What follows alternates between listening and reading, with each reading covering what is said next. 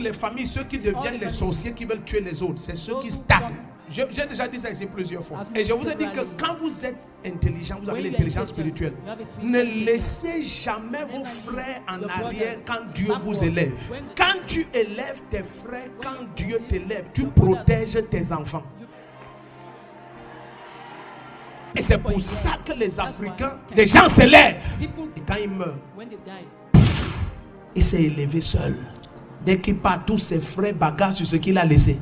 Mais si tes frères sont riches, aucun conflit dans la famille, tout le monde pèse. Mais quand tu es naïf, tu ne comprends pas que si tu stagnes, tu vas te dégrader, tu vas commencer à te détruire et tu vas devenir un poison. Vous savez pourquoi il y a les frustrations en plusieurs? C'est parce que ça fait longtemps qu'ils sont au même niveau. Vous êtes dans la même école, même établissement.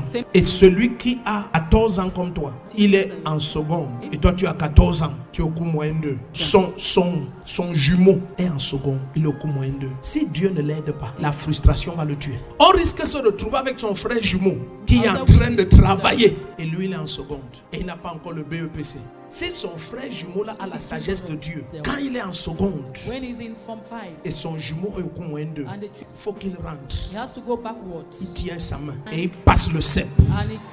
Pendant qu'il avance jusqu'en terminale, il faut que lui au minimum il soit en seconde. Vous savez pourquoi certains messages du royaume des ténèbres prospèrent? Parce qu'il y a trop de frustrés dans nos familles. C'est facile pour un frustré d'écouter un message venant du village qui dit que ton frère qui a 14 boulangeries et 12 quincailleries utilise tes étoiles. Quelle étoile? Tu n'en as pas. Quelqu'un qui en a n'est pas comme ça.